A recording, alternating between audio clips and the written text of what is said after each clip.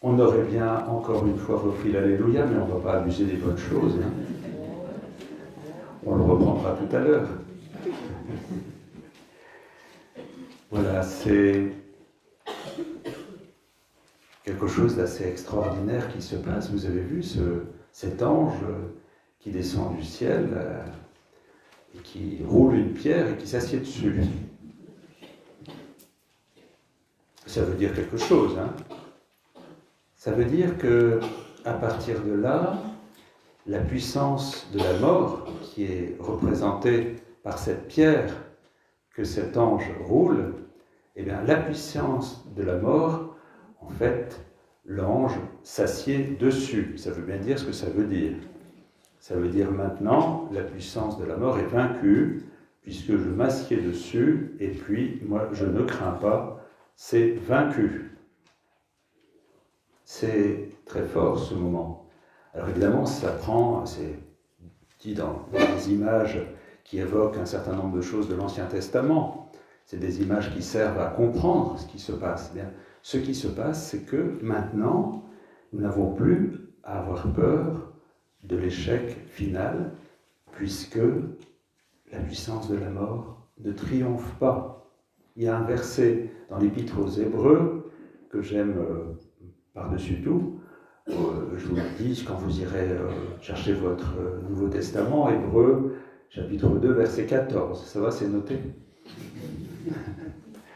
C'est voilà, le Christ est venu nous libérer de la peur, de celui qui nous tient en esclavage par cette peur de la mort, puisque maintenant, eh bien, la pierre est roulée et l'ange est assis dessus. Ça, c'est la chose la plus importante, finalement, qui se passe. C'est que le Christ nous fait traverser toutes nos peurs et qui nous entraîne dans la confiance. Dans une confiance qui nous met dans la paix. Quelquefois, on peut avoir de la difficulté à être dans la joie parce qu'on est marqué par l'épreuve. On peut connaître la paix, cette paix qui vient de la confiance, cette confiance qui vient que le Christ nous a appelé, que Dieu est un Père et qu'il ne nous laissera pas, nous abandonnera pas, puisque le Christ a traversé l'épreuve, a traversé la mort et qu'il nous a ouvert la porte de la vie. Et cette porte de la vie, eh bien, c'est ici, maintenant, ce soir. C'était beau cette joie tout à l'heure. On est entraîné, hein, et cette joie qu'on partage, cette joie qui fait de nous une communauté vivante, cette joie qui nous remplit le cœur parce que nous sentons bien que quelque chose là se passe. Et en même temps, vous avez vu, après c'est très simple, parce que l'ange va donner un message aux femmes, les femmes sont plus obéissantes que les hommes dans l'évangile. Hein. Peut-être que dans la vie c'est pareil, hein. Geneviève trouve que c'est pareil dans la vie. Mais Bruno rit. On en parlera après. Hein.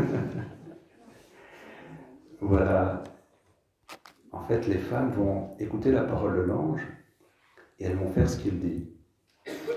Et comme elles ont ouvert leur cœur, elles sont disponibles là pour avancer, eh bien, leur cœur étant ouvert, elles peuvent reconnaître Jésus qui arrive.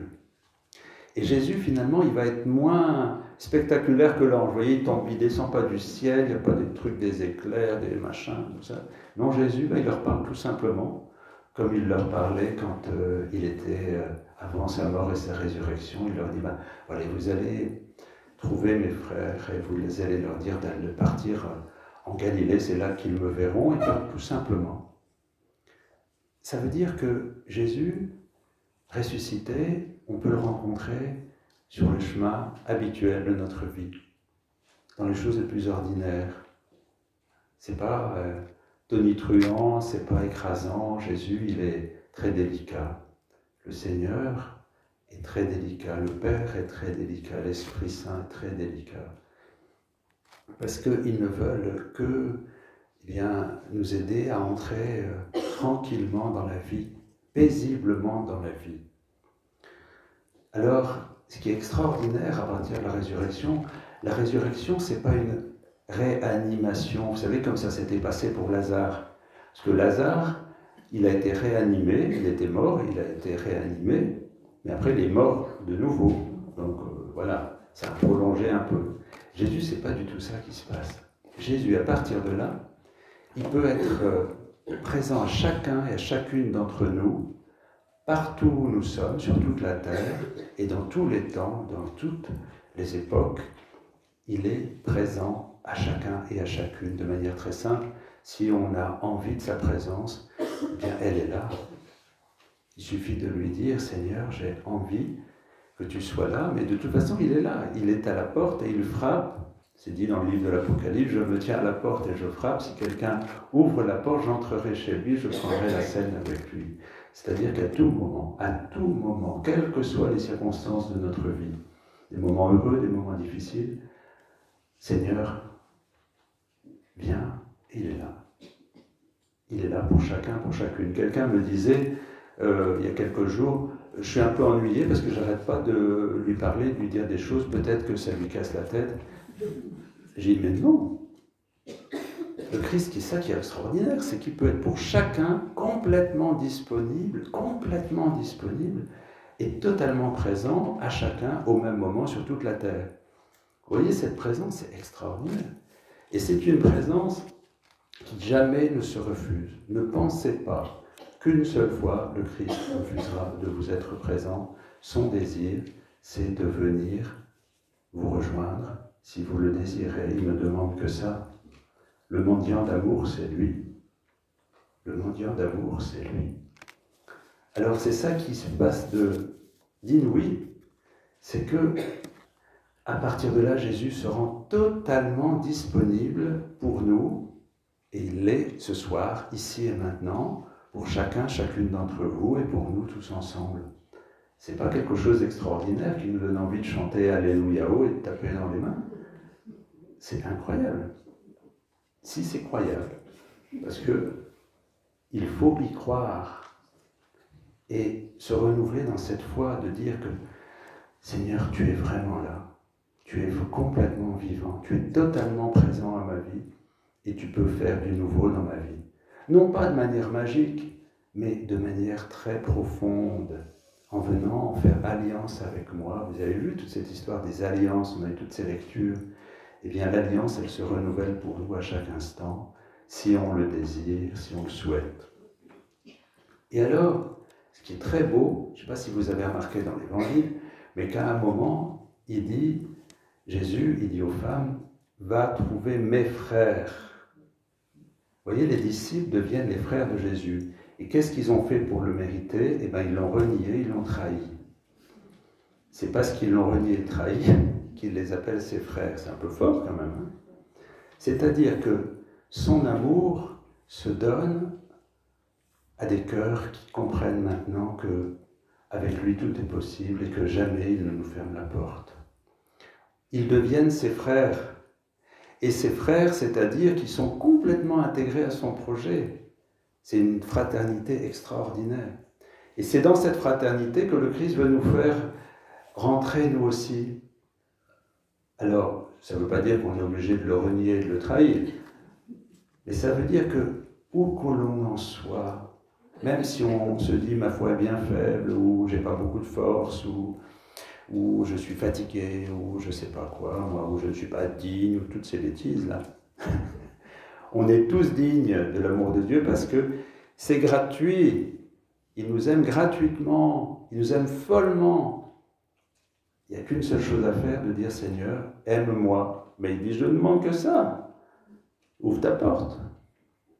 Voilà la grâce des grâces. C'est que nous sommes maintenant avec un Dieu totalement disponible pour nous, qui nous considère comme des frères, qui nous aime comme des frères et comme des amis. Je ne vous appelle plus serviteur, je vous appelle ami. Alors, à partir de là, voyons quel est le projet.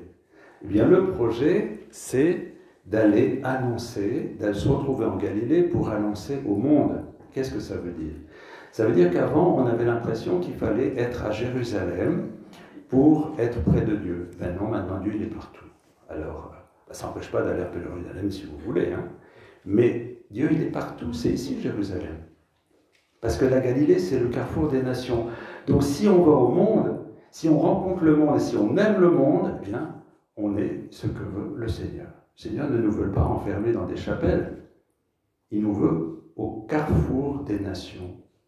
Il nous veut à Intermarché. Il nous veut à la Grande Garenne. Il nous veut aussi à Plumoyen et à Bassot. Il nous veut dans notre travail, il nous veut dans nos familles, il nous veut dans nos associations. Le Seigneur nous veut dans la patte humaine. Et là, si on le vit avec lui, on devient vraiment ses frères. Il n'a pas envie qu'on s'enferme dans des rites, Bon, les rites sont nécessaires, parce que si on dit chacun une prière différente, ça fait faire un peu cacophonie.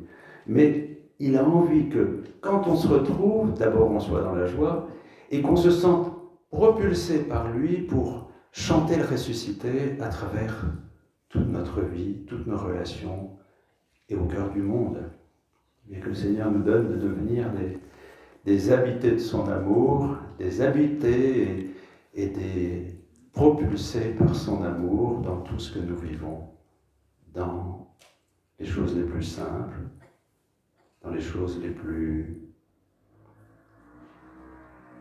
profondes de nos vies, c'est-à-dire là où nous aimons, là où nous espérons, là où nous attendons un sens. Enfin, il y a la question du temps, parce que maintenant, nous sommes à l'aurore d'un temps nouveau.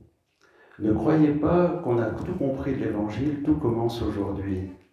C'est pas parce qu'il y a 2000 ans qu'on en parle, qu'on le vit complètement. On n'est qu'au début. Alors vous voyez, c'est extraordinaire, le début d'une aventure. Alors ne craignez pas si des choses anciennes se cassent la figure, dans nos structures, dans nos institutions, ça n'est pas grave, c'est salutaire. C'est salutaire parce qu'on va pouvoir retrouver la source, parce qu'on n'est qu'au début.